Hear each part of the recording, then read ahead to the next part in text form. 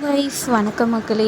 இந்த week Thursday பார்த்தீங்கன்னா நம்ம வந்துட்டு வீடெல்லாம் பெருக்கி அழகாக வந்துட்டு டேபிள் எல்லாம் போட்டுட்டு ரொம்ப நாள் கழித்து வீட்டில் வந்துட்டு சாய்பாபாவுக்கு விளக்கேற்றுறவங்க அழகாக எல்லாத்தையும் எடுத்து வச்சுட்டு பூக்கள் எல்லாம் வந்துட்டு நம்ம பூ வாங்கிட்டு வந்துருந்தாங்க. கொஞ்சம் வாடி போன மாதிரி தான் இருந்துச்சு.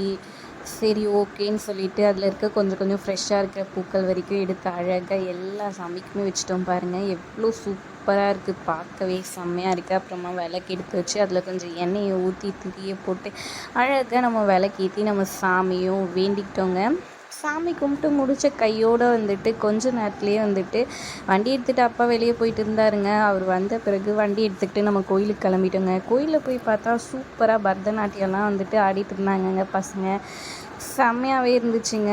அது முடித்த கையோடு போய் சாய்பாபாவை பார்த்தவங்க. டெக்கரேஷனோட சும்மா சூப்பராகவே இருந்தாருங்க. சும்மா சொல்லக்கூடாது, அவ்வளோ அழகாக இருந்துச்சு. இந்த டெக்கரேஷன் உங்களுக்கு பிடிச்சிருக்கான்னு மறக்காமல் கமெண்ட் பண்ணுங்கள். அதுக்கப்புறம் எல்லா சாமிங்களும் அழகாக ரெடி பண்ணி வச்சுருந்தாங்க. என்ன விசேஷம்னு எனக்கு தெரியலங்க, ஆனால் அழகாக எல்லாமே சூப்பராக இருந்துச்சுன்னே சொல்லாங்க. சாமியை கும்பிட்டு முடிச்சுட்டு அதுக்கப்புறம் பிரசாதம்லாம் வாங்கிக்கிட்டு நம்ம வழக்கம் போல் எப்போவுமே வந்துட்டு பிரசாதம் வாங்கி சாப்பிடுவீங்களா, வகை வகையாக சூப்பராக இருந்துச்சுங்க. கிச்சடி அப்புறமா இது எல்லாமே சூப்பராக இருந்துச்சுங்க.